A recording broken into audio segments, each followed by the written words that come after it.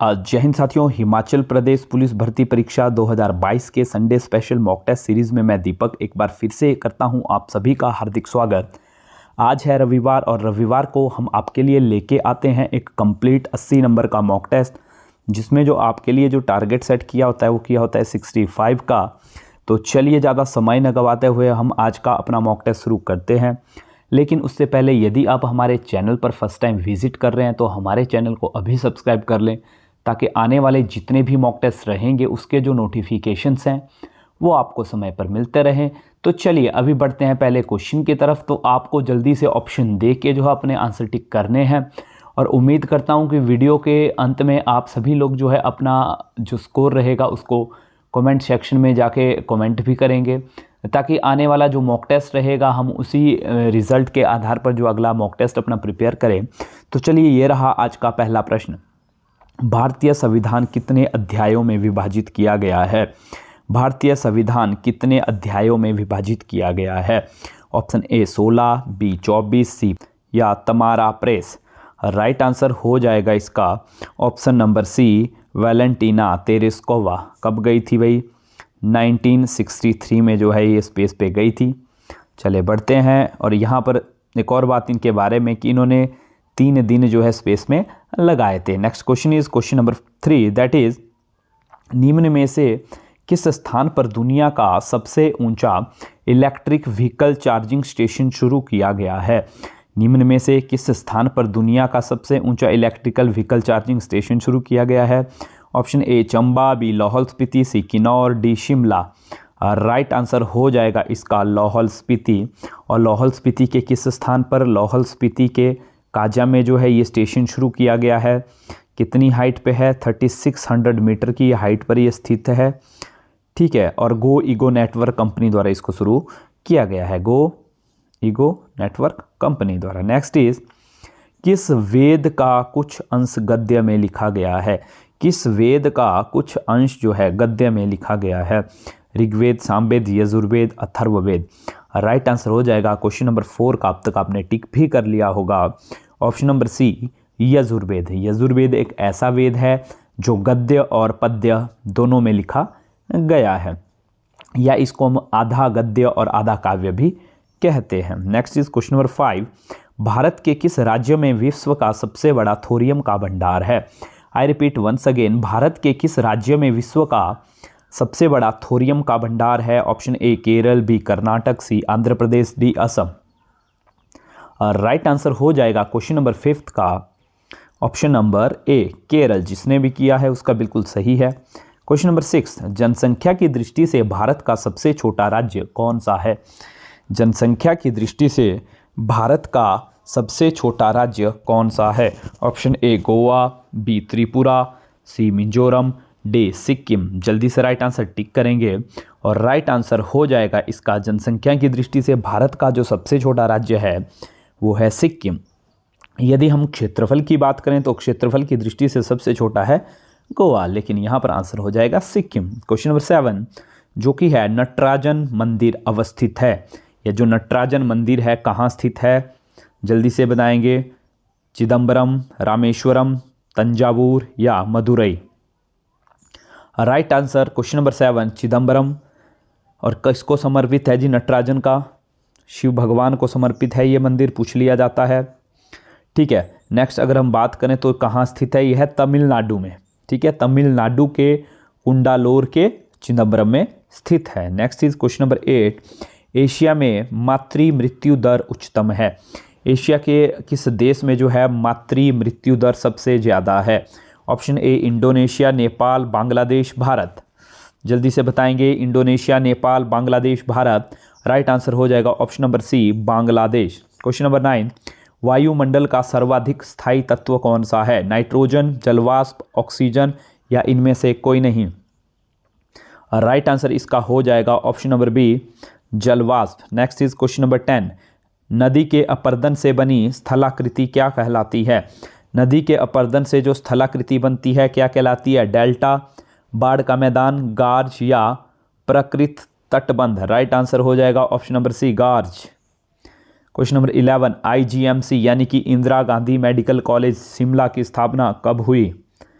1966, 1971, 1976, 1977। तो इंदिरा गांधी जो कॉलेज था इसकी जो स्थापना हुई थी 1966 में। क्वेश्चन नंबर 12, देश का पहला म्यूजियम ऑफ महाशक्तिपीठ कहाँ बनाया जाएगा? देश का पहला म्यूजियम ऑफ महाशक्तिपीठ कहाँ बनाया जाएगा? कुरुक्षेत्र, वृंदावन, सातानाडा या नैना देवी? तो राइट आंसर हो जाएगा इसका option number D, Naina Devi, जो कि कहाँ स्थित है? बिलासपुर में स्थित है फेमस मंदिर नैना देवी का। क्वेश्चन नंबर 13 जो कि है नीति आयोग, NITI आयोग का पूरा नाम, फुल फॉर्म आपको बतानी है। जल्दी से बताएंगे, 4 ऑप्शन आपके पास है, समय मैं आपको दे रहा हूं, जल्दी से बताएंगे इसका आंसर। तो नीति आयोग का जो राइट आंसर जो हो जाएगा, फुल फॉर्म हो जाएगी, वो हो जाएगा option B, national institute for transforming India. और नीति आयोग से पहले योजना आयोग काम करता था, लेकिन 1 जनवरी 2015, कब जी? 1 जैन 2015 को किसका गठन हुआ था? नीति आयोग का गठन हुआ था। पूछा जा सकता है आपसे। क्वेश्चन नंबर 14 जो कि है रंगास्वामी कप किस खेल से संबंधित है? रंगास्वामी कप किस खेल से संबंधित है? राइट आंसर इसका हो जाएगा हॉकी से संबंधित है। ठीक है जी, बढ़ते हैं नेक्स्ट क्वेश्चन की तरफ जो कि है क्वेश्चन नंबर 15, विश्व कंप्यूटर साक्षरता दिवस कब मनाया जाता है? विश्व कंप्यूटर साक्षरता दिवस कब मनाया जाता है?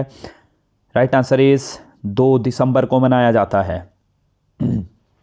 नेक्स्ट इज, और कब ये शुरू किया गया था? और 2001 से इसको शुरू किया गया ना, विश्व कंप्यूटर साक्षरता दिवस को 2001 से शुरू किया गया है। क्वेश्चन नंबर 16, हाल ही में विश्व श्रवण दिवस जिसका थीम है to hear for life listen with care किस दिन मनाया गया? हाल ही में विश्व श्रवण दिवस कब मनाया गया? जल्दी से आंसर इसका टिक करेंगे। और 16 का जो राइट आंसर आपका हो जाएगा 3 मार्च।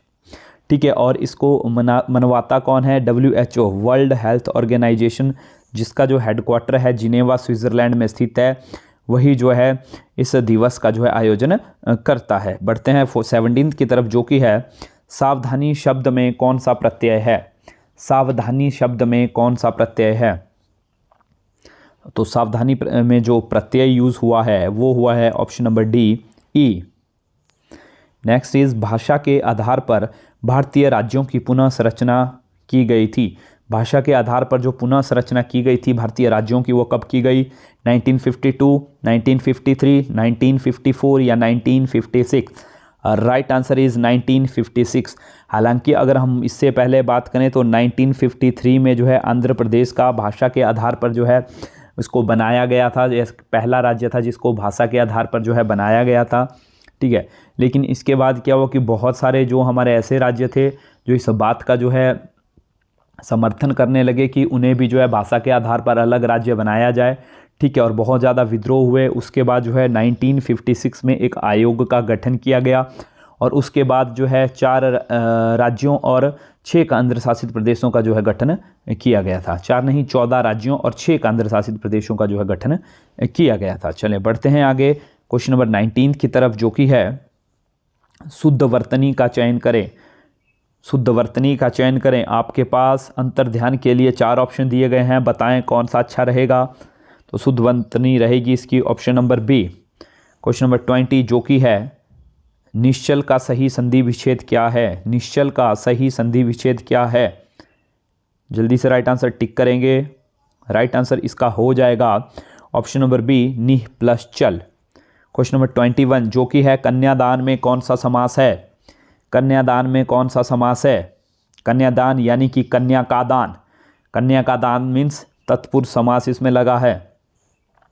नेक्स्ट आगे बढ़ते हैं। उत्कर्ष का विशेषण क्या होता है? उत्कर्ष का विशेषण आपको बताना है अपकर्ष, अवकर्ष, उत्कृष्ट या उत्कीर्ण। राइट आंसर हो जाएगा ऑप्शन नंबर सी, उत्कृष्ट। क्वेश्चन नंबर 23 सांभवी का पर्यायवाची शब्द है। शांभवी का पर्यायवाची शब्द है दुर्गा, दासी, पत्नी, पार्वती। राइट आंसर हो जाएगा दुर्गा। सांभवती का मतलब है शिव की पत्नी, जो कि कौन है? दुर्गा है जी, आदिशक्ति का रूप है। चलिए आगे बढ़ते हैं 24 की तरफ जो कि है गरिमा का विलोम शब्द क्या है? गरिमा का विलोम शब्द क्या है? अंधकार, घृणा, नीचता या लघिमा? जल्दी से राइट आंसर बताएंगे। गरिमा का विलोम शब्द हो जाएगा ऑप्शन नंबर डी, लघिमा।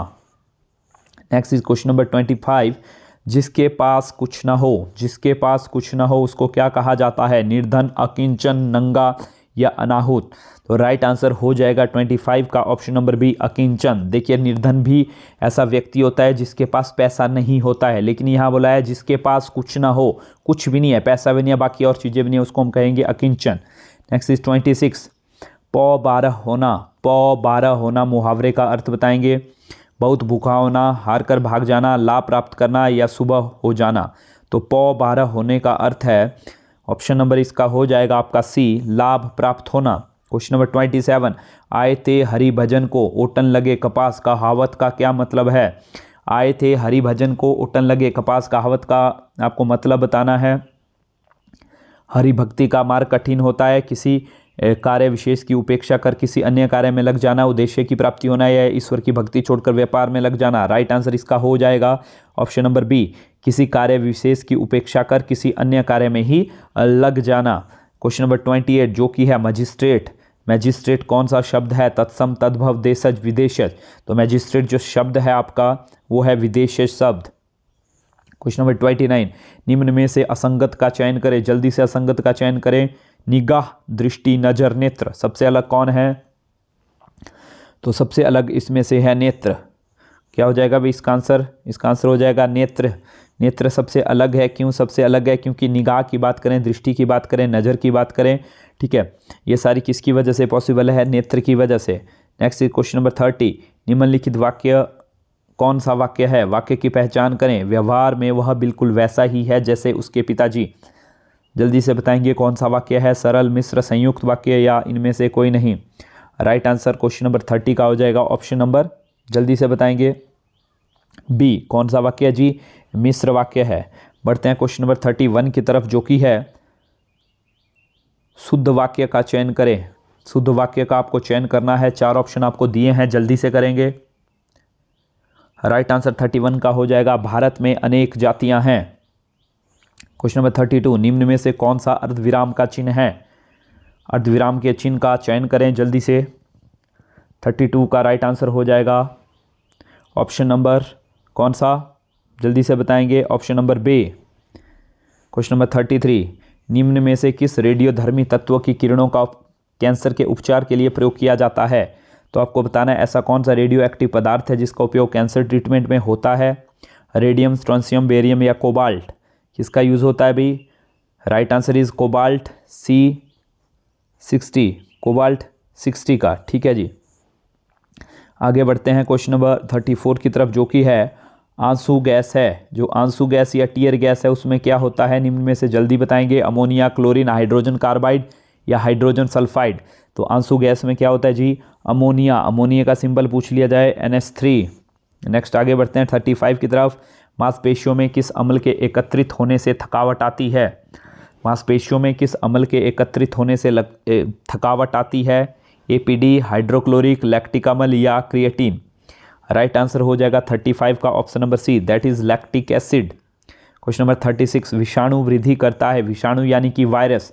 वायरस वृद्धि कहाँ करेगा? जीवित कोशिका में, चीनी के विलयन में, मृत शरीर में या पानी में। तो ये जो है सबसे ज़्यादा जो अपना विषाणु है, जो वायरस है, वो सबसे ज़्यादा जो पनपता है, फास्ट जो वृद्धि करता है वो करता है जीवित कोशिका में। जीवित कोशिका यानी कि ऑप्शन हो जाएगा इसका ए। नेक्स्ट बढ़ते हैं क्वेश्चन नंबर 37 की तरफ जो कि है पौधों में वृद्धि होती है। पौधों में वृद्धि होती है, कैसे वृद्धि होती है? जीवन पर्यंत होती है, केवल निश्चित अवधि के लिए होती है, रुक रुक कर जीवन भर होती है, या पौधों में वृद्धि होती ही नहीं है? तो 37 का हो जाएगा ऑप्शन नंबर ए, जीवन पर्यंत, लाइफ टाइम इनकी जो है वृद्धि होती रहती है। क्वेश्चन नंबर 38 की तरफ आगे बढ़ेंगे। लोहे का सबसे शुद्धतम रूप क्या है? लोहे का सबसे शुद्धतम रूप क्या है? कच्चा लोहा, इस्पात, जंगरोधी या पिटवा लोहा। राइट आंसर हो जाएगा ऑप्शन नंबर डी, पिटवा लोहा। क्वेश्चन नंबर 39, सबसे पहले तत्वों के वर्गीकरण का सिद्धांत किसने दिया था?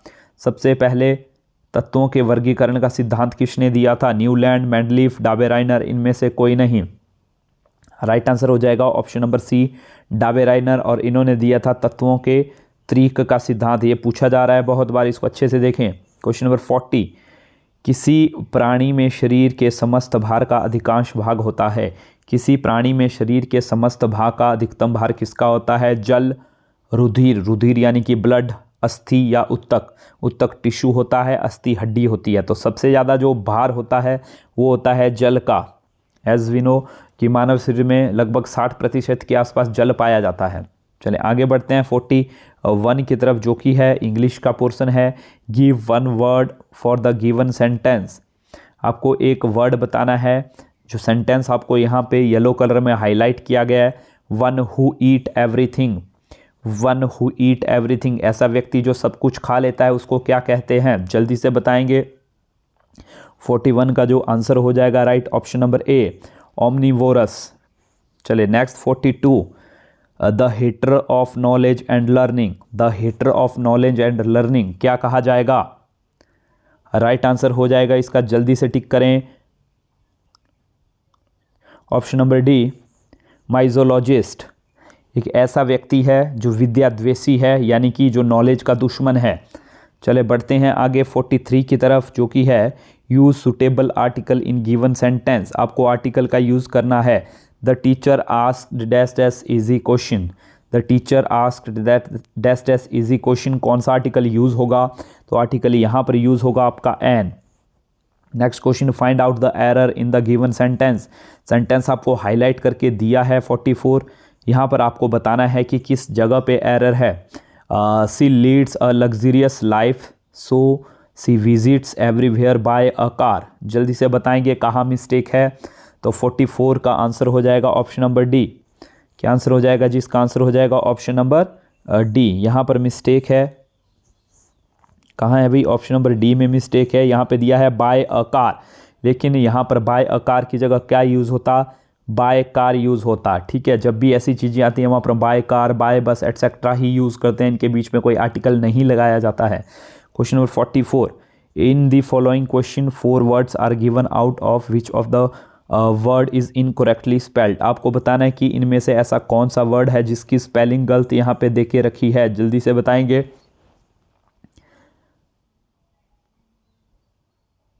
कौन सा ऐसा वर्ड है जिसकी स्पेलिंग यहाँ पर गलत दे के रखी है? क्वेश्चन नंबर है 45।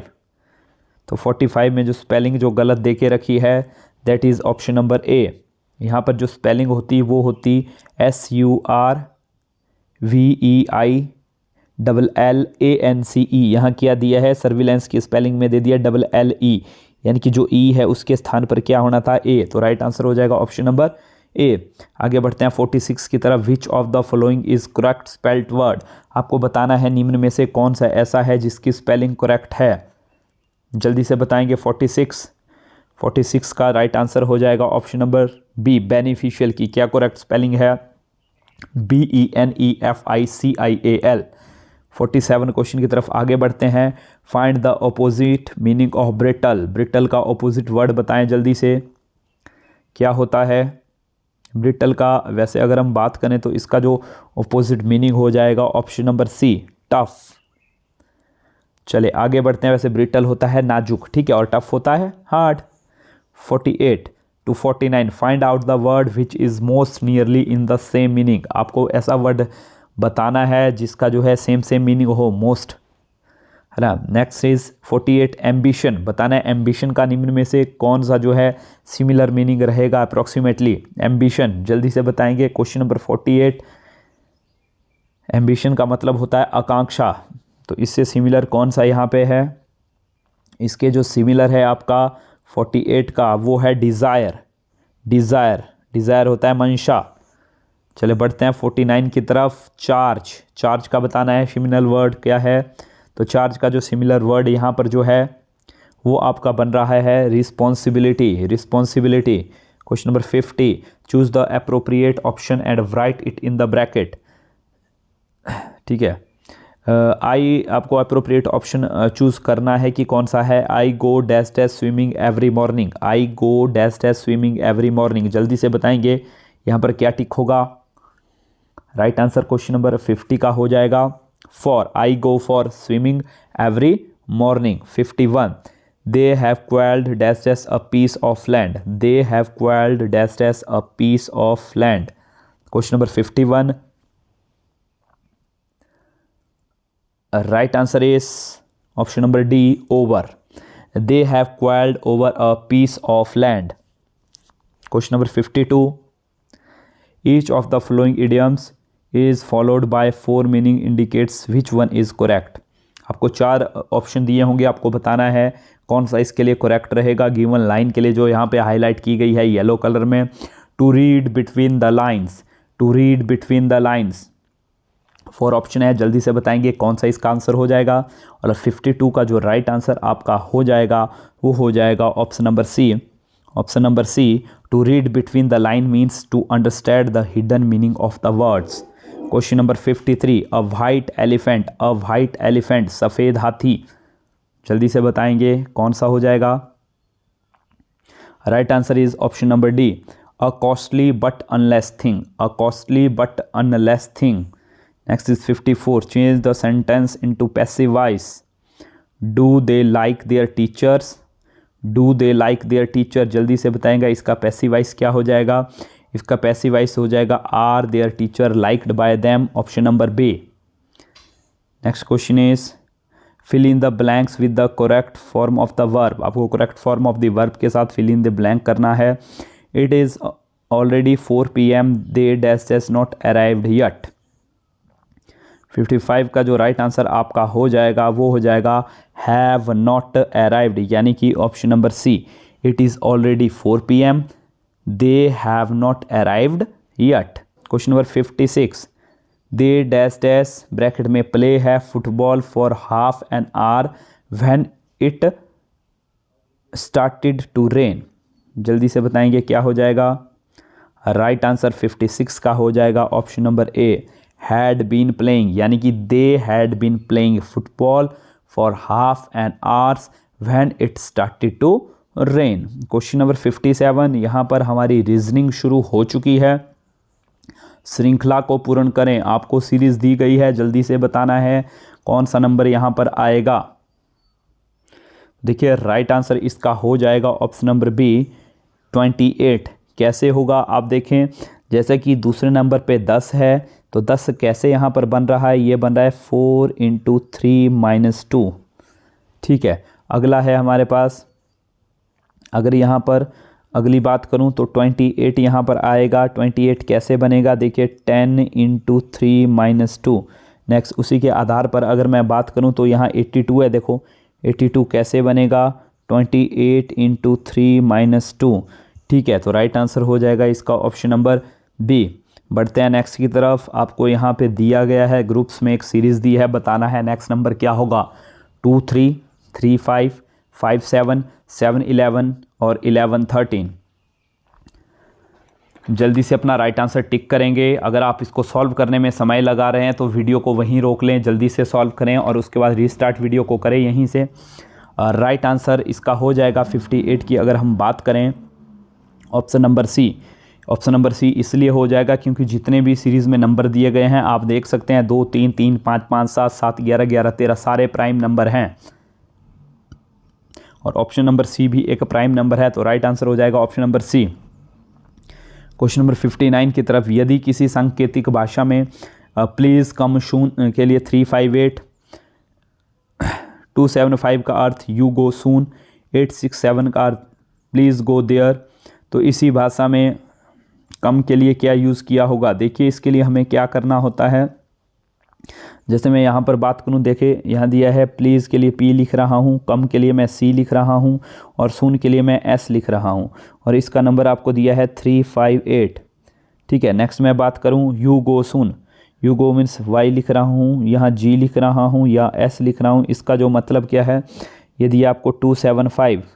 ठीक है, इसी तरह आपके लिए लास्ट लाइन है, प्लीज़ के लिए मैं फिर से पी लिख रहा हूँ, गो के लिए जी लिख रहा हूँ, ठीक है, और देर के लिए टी लिख रहा हूँ, इसका मतलब क्या दिया है 867। अब हमारा काम बनता है पहली 2 लाइनों को देखना, क्या इनमें कुछ सेम तो नहीं है। तो पहली 2 लाइनों में बात करूँ तो यहाँ पर जो हमारा सेम बन रहा है वो है सून, देखिए सून सून, और यहाँ पर कौन सा नंबर है 5 यानी कि सून के लिए 5 यूज़ हुआ है। अगली 2 लाइनें में अगर देखूँ इससे अगली, तो यहाँ पर जो कॉमन चीज़ें हैं वो देखिए जी जी यानी कि गो गो सेम है, और यहाँ पर नंबर कौन सा सेम है, नंबर है यहाँ पर 7 और 7 सेम है, यानी कि गो के लिए 7 यूज़ हुआ है। अब मैं तीसरा और पहला देखूं तो यहाँ पर हमारा प्लीज़ प्लीज़ सेम है, PP सेम है, तो यहाँ पर क्या सेम है, यहाँ पर 8 और 8 सेम है, यानी कि C के लिए क्या बचा है 3, यानी कि ऑप्शन नंबर ए हो जाएगा इसका राइट आंसर। बढ़ते हैं क्वेश्चन नंबर 60 की तरफ, जो कि है थोड़ा सा छोटा इसमें कर लेता हूँ क्योंकि क्वेश्चन बड़े हैं, ऑप्शन नीचे रह जा रहे हैं। पता है, यदि किसी सांकेतिक भाषा में मुंबई को ऐसे लिखा जाए तो चेन्नई को क्या लिखा जाएगा। देखिए ध्यान से इसको देखें, तो इसका पहले मैं अगर आंसर की बात करूं तो इसका आंसर हो जाएगा 60 का ऑप्शन नंबर ए। कैसे होगा आप देख सकते हैं, यहाँ जी है इसका लास्ट वर्ड और इसका आई है, यानी कि एक प्लस हो रहा है, यहाँ वाई है यहाँ ए है, 1 प्लस हुआ, ठीक है, जेड है बी है 1 प्लस हुआ, के है ना, एम है 1 प्लस हुआ, एस है यू है 1 प्लस हुआ, के है 1 है प्लस हुआ, तो एम हो गया। ठीक उसी तरह अगर हम बात करें तो इसी के आधार पर जो हमारा जो आंसर यहाँ पर हो जाएगा वो हो जाएगा ऑप्शन नंबर ए, क्योंकि जी है 1 प्लस आई, वाई है 1 प्लस ए, एल है 1 प्लस एन, एल है एन हो गया, सी है 1 प्लस ई हो गया, एफ है 1 प्लस एच हो गया, ए है 1 प्लस सी हो गया। नेक्स्ट बढ़ते हैं क्वेश्चन नंबर 61 की तरफ। चंद्रमा सैटेलाइट तो धरती, अगर चंद्रमा सैटेलाइट है तो धरती क्या है, जल्दी से बताएंगे। अगर चंद्रमा सैटेलाइट है तो धरती क्या है भाई, धरती है आपका ग्रह। आगे बढ़ते हैं 62 की तरफ। यदि ए बी की, ठीक है, ब्लड रिलेशन का क्वेश्चन आ गया, बोलता है यदि ए क्यू का पुत्र है, क्यू और वाई बहनें हैं, वाई जेड की माँ है, पी जेड का पुत्र है, तो निम्न में से कौन सा सही है। तो देखते हैं कौन सा सही है। पहली स्टेटमेंट बोलती है ए जो है क्यू का पुत्र है, ये जो ए है किसका पुत्र बोला है भाई, क्यू का पुत्र बोला है, पुत्र बोला है तो प्लस हो गया। क्यू और वाई बहनें हैं, तो क्यू और वाई बहनें हैं तो मैंने बना दी आपस में क्यू और वाई बहनें हैं। बोलता है जेड जो है, आगे बोलता है जेड वाई की माँ है, तो जेड वाई की माँ है तो जेड यहाँ ऊपर चली गई, जेड वाई की माँ है, और पी किसका पुत्र है, जेड का पुत्र है। देखिए वाई जो है जेड की माँ थी, सॉरी जेड जो है वाई की माँ थी, और इसका जो पुत्र कौन बोला था, पी जो है इसका पुत्र बोला था, ठीक है। तो वाई जो है पी का क्या हो गया, भाई हो गया। तो बोलता है कौन सा रिश्ता सही है, पी ए का मामा है, तो ये ए हो गया, ये उसकी माँ होगी, माँ की बहन मासी होगी, मासी के जब भाई क्या लगे, मामा लगे, तो राइट आंसर हो जाएगा इसका ऑप्शन नंबर ए। पढ़ते हैं 63 की तरफ, जो कि है यदि दक्षिण पूर्व उत्तर हो जाए, उत्तर पूर्व पश्चिम हो जाए तथा अन्य सभी दिशाएं भी इसी प्रकार बदल दी जाए तो पश्चिम क्या होगा। तो फर्स्ट ऑफ ऑल आपको इसमें क्या करना होता है, हमें सारी दिशाएं बनानी होती है ऐसे, ठीक है। अब ये बोल रहा है कि यदि दक्षिण पूर्व, ये होता है दक्षिण पूर्व, यदि पूर्व पश्चिम हाँ दक्षिण पूर्व उत्तर हो जाए, बोलता है यदि जो दक्षिण पूर्व है ये क्या हो जाए, उत्तर हो जाए, तो क्या हो जाए, उत्तर हो जाए। तो आप इसको देखना है कि दक्षिण पूर्व अगर हम उत्तर कर रहे हैं, ठीक है, तो यहाँ क्या आ जाएगा आपका, उत्तर हो जाएगा, ठीक है। तो अब देखें कि कितना डिग्री का ये क्लॉकवाइज घूम रहा है, ठीक है। दक्षिण पूर्व उत्तर हो जाए और उत्तर पूर्व पश्चिम हो जाए, और आपको बोलना है कि जो उत्तर पूर्व है आपका, उत्तर पूर्व कौन सा होता है, यह उत्तर पूर्व, ये क्या हो जाए, पश्चिम हो जाए। रिपीट कर रहा हूँ, यदि दक्षिण पूर्व जो है आपका उत्तर हो जाए, ठीक है, और उत्तर पूर्व आपका क्या हो जाए, पश्चिम हो जाए। अब देखिए इनके ओपोजिट ही आप देख लें, तो अगर ये पश्चिम है तो यहाँ क्या आएगा, पूर्व आएगा, यहाँ उत्तर है तो यहाँ क्या आएगा, दक्षिण आएगा। तो इसी तरह उन दोनों के बीच में, दक्षिण और पश्चिम के बीच में आता है दक्षिण पश्चिम आता है। तो इसी तरीके के आप इनको अरेंज कर लें तो राइट आंसर इसका हो जाएगा आपका दक्षिण पूर्व। कौन सा हो जाएगा राइट आंसर जी, ऑप्शन नंबर सी दक्षिण पूर्व। आगे बढ़ते हैं 64 to 67।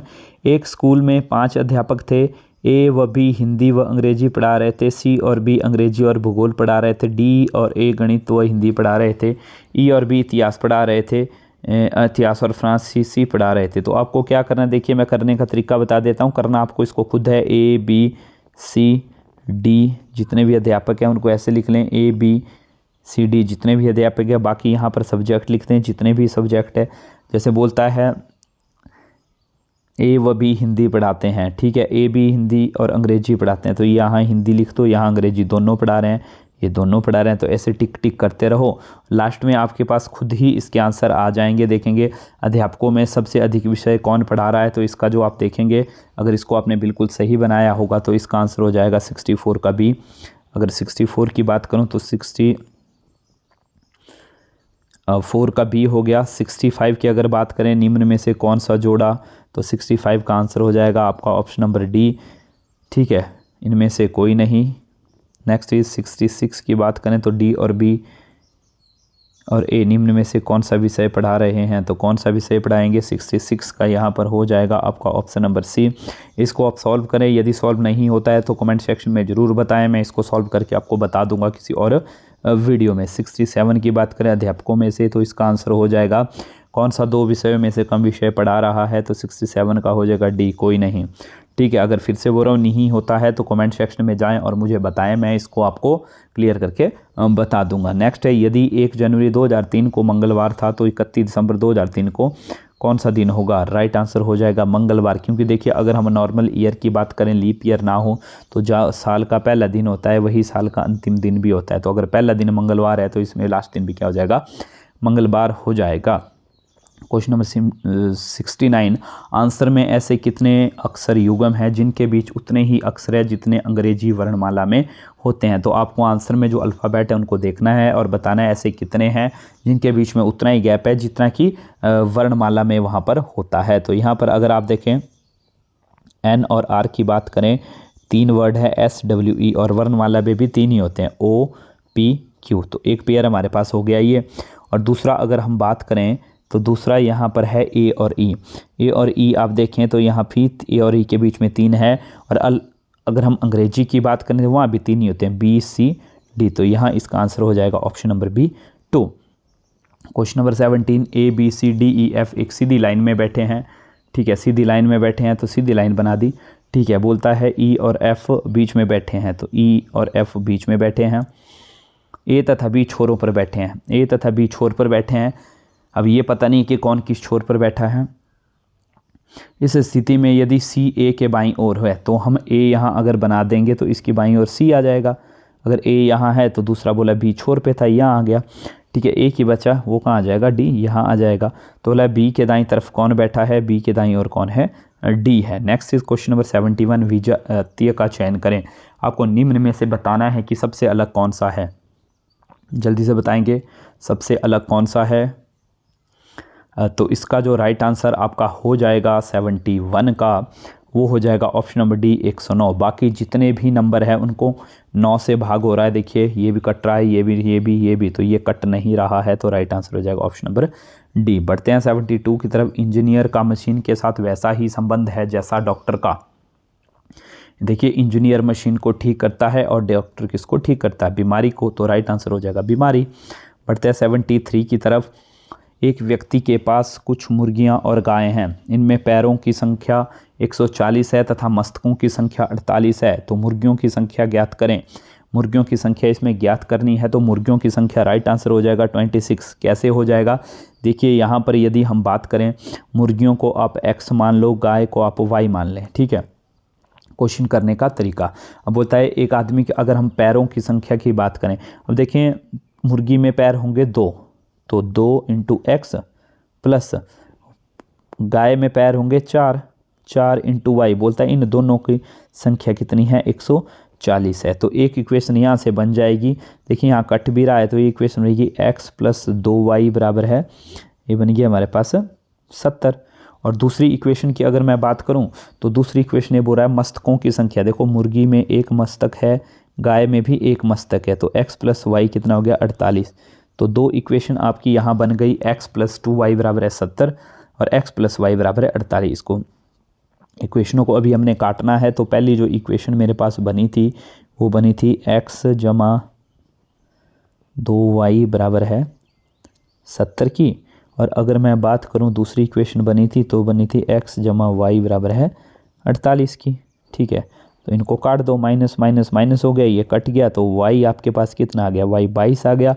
y की वैल्यू किसी भी एक इक्वेशन में भर दो और x आपके पास कितना आ जाएगा, 26 आ जाएगा। Right answer is option number B. Question number 74, किसी छात्र को परीक्षा में उत्तीर्ण होने के लिए 48% अंक चाहिए, वह केवल 48% अंक लेता है और 48 अंकों से फेल हो जाता है, तो कुल पेपर कितने का था। देखिए क्वेश्चन को समझेंगे। बोलता है कि परीक्षा में यहाँ पर अगर मैं आंसर की बात करूँ तो इसका जो राइट आंसर हो जाता है वो हो जाता है 200। कैसे 200 आता है इसको भी देखेंगे। बोलता है एक परीक्षा में पास होने के लिए कितने परसेंट चाहिए थे, 48% होने चाहिए थे, लेकिन वो बंदा कितने नंबर लेता है, 48 नंबर लेता है और 48 से फेल हो जाता है। यानी कि अगर उसने पास होना होता तो उसको कितने नंबर और लेना पड़ते, तो उसको लेना पड़ते 48 नंबर और। यानी कि उसको कितने नंबर लेना पड़ते, 48 जमा 48 आप कर लें तो उसको 96 नंबर अगर लेता तो वो पॉइंट पे पास हो जाता। और साथ ही ये बोल रहा है कि पास परसेंट कितना था, 48% था। ठीक है, यानी कि 48 जो परसेंट था वो किसके बराबर हो गया, 48 जो आपका परसेंट था वो हो गया 96 के बराबर। हुआ कि नहीं हुआ। तो 1% कितने के बराबर हो गया, 96/48 के बराबर हो गया। ठीक है, और हमें 100% चाहिए पूरे मार्क्स, तो 100 से गुणा कर दो। ठीक है, काट दो इसको, 48 2 जा 96 और 100 इंटू 200। तो राइट आंसर इसका क्या हो गया, option number D 200। Question number 75 जो कि है, यदि 12 वस्तुओं का क्रय मूल्य 9 वस्तुओं के विक्रय मूल्य के बराबर हो तो लाभ प्रतिशत ज्ञात करें। 12 वस्तुओं का क्रय मूल्य 9 वस्तुओं के विक्रय मूल्य के बराबर हो तो लाभ प्रतिशत ज्ञात करें। बिल्कुल आसान तरीका। देखिए दोस्तों, कुछ भी नहीं करना है हमें। बोलता है 12 वस्तुओं का क्रय मूल्य है 9 वस्तुओं के बराबर, तो 9 वस्तुओं का क्रय मूल्य हो गया 12 वस्तुओं के विक्रय मूल्य के बराबर। ठीक है, ये बिल्कुल उल्टा हो जाता है, 12 9 9 12। अब देखें 9 रुपए की चीज़ थी, बंदे ने कितने में बेची, 12 रुपए में। जब उसका क्रय मूल्य 9 था तो विक्रय मूल्य कितना था, 12 था, तो लाभ कितना कमा रहा था वो, 3 रुपए का। 3 रुपए का लाभ कमा रहा था। लाभ परसेंट हमेशा कब निकालते हैं, क्रय मूल्य पे। क्रय मूल्य यहाँ पर कितना है, 3/3 गुणा 100। कुल लाभ बटे क्रय मूल्य गुणा 100, काटने वाले कट दो, कितना हो गया 100/3। 100/3% आंसर हो गया। बस इतनी सी बात है, कोई फॉर्मूला नहीं, कोई कुछ नहीं। चलिए आगे बढ़ते हैं क्वेश्चन नंबर 76 की तरफ। ए किसी काम को 10 दिनों में करता है, बी उसी काम को 15 दिनों में करता है। यदि दोनों मिलकर कार्य शुरू कर देंगे तो कितने दिनों में करेंगे, तो जल्दी से बताएंगे। देखिए ए 10 दिनों में करता है, बी 15 दिनों में करता है, तो गुणा कर दो और नीचे दोनों को जमा कर दो, जो काट के आ जाएगा वो आपका आंसर हो जाएगा। तो 5 5 25, 5 3 15, 5 दूनी 10, तो 3 2 6। कितने दिनों में करेगा भाई, 6 दिनों में करेगा। ऑप्शन ए इसका राइट आंसर हो जाएगा। चले बढ़ते हैं 77 की तरफ, जो कि है, एक आदमी किसी एक स्थान से 4 किलोमीटर प्रति घंटे की चाल से जाता है और 16 किलोमीटर प्रति घंटे की चाल से वापस आता है, तो उसकी पूरी यात्रा की औसत चाल क्या थी। तो औसत चाल निकालने का फॉर्मूला क्या होता है, 2 मल्टीप्लाई पहली चाल गुणा दूसरी चाल कर दो। ठीक है, 2 को क्या कर दो, मल्टीप्लाई कर दो पहली चाल गुणा दूसरी चाल से। ठीक है, और नीचे जो है पहली चाल प्लस दूसरी चाल जमा कर दो और आपका आंसर हो गया। अभी अगर आप नीचे वाली रकम को आप जमा कर देंगे तो इसकी जगह क्या आ जाएगा, 16 + 4, यहाँ आप क्या लिख सकते हैं, या हम लिख सकते हैं 20। अब जो कट रहा था उसको आप काट दें और आपका आंसर आ जाए, 2 10 जा 20। ठीक है, 2 जा 2 8 जा। ठीक है, और ऐसे ऐसे जो भी चीज़ें आपकी कट रही है उनको आप इजीली काट दें और आपका जो आंसर जो आ जाएगा, ठीक है, वो कितना आ जाएगा, वो आ जाएगा इसमें 6.4 का। ठीक है जी। चले आगे बढ़ते हैं, जो कि है क्वेश्चन नंबर 78। 3 भागीदारी एक व्यवसाय में 2,2500 और 1,000 रुपये लगाते हैं। एक बंदा लगा रहा है कितना, 2,000 रुपये। ठीक है, दूसरा कितना लगा रहा है, 2,500।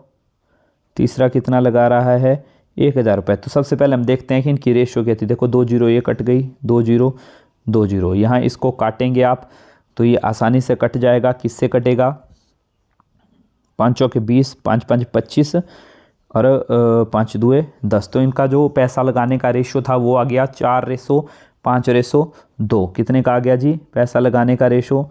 पैसा लगाने का जो रेशो आ गया वो आ गया 4:5:2 का। और यहाँ पर ये बोलता है जो लाभ जो इनको हो रहा है वो कितने का हो रहा है, 880 रुपये का लाभ हो रहा है। तो तीसरे का हिस्सा हो रहा है, तो तीसरे का रेशो था 2, तो 2 बटे सबका हम रेशो है उसको जमा कर देंगे। 5 जमा 4 जमा 9 हो गया, 9 जमा 2 कितना हो गया, 11 हो गया। यानी कि 2/11 गुणा 880, काट दो इसको, 11 8 88, 8 2 16, यानी कि 160 रुपये का उसका हिस्सा हो जाएगा। Option number D is right answer. बढ़ते हैं 79 की तरफ, जो कि है दो वृत्तों के क्षेत्रफल का अनुपात 4:1 है, तो उनकी त्रिज्या का अनुपात कितना होगा। अब देखें, वृत्त का क्षेत्रफल क्या होता है, पाई आर स्क्वायर, तो पहले का हो गया और दूसरे का मैंने ले लिया, 2 थे तो पाई आर 2 स्क्वायर ले लिया। इनका अनुपात कितना दिया है मुझे, 4:1, 4/1, पाई से पाई कट गया। अब मुझे क्या निकालना था, इनकी त्रिज्या। अब यहाँ स्क्वायर था तो यहाँ के लिए मुझे अंडरूट लेना पड़ा, तो यहाँ भी अंडरूट लेना पड़ा। अंडरूट ले लिया तो इस अंडरूट से स्क्वायर खत्म हो गया, तो बच गया कितना, 2/1, तो रेशो कितना हो गया, 2:1, यानी कि option number B is the right answer. बढ़ते हैं 80 की तरफ, जो कि है 15 सेंटीमीटर भुजा वाले घन में 3 सेंटीमीटर भुजा वाले कुल कितने घन काटे जा सकते हैं। 15 सेंटीमीटर भुजा वाले घन से 3 सेंटीमीटर भुजा वाले कुल कितने घन काटे जा सकते हैं। तो ये क्वेश्चन आप लोगों के लिए है होमवर्क, ठीक है। इसको आप जो है कमेंट सेक्शन में जाके इसका जो आंसर था वो शेयर करें।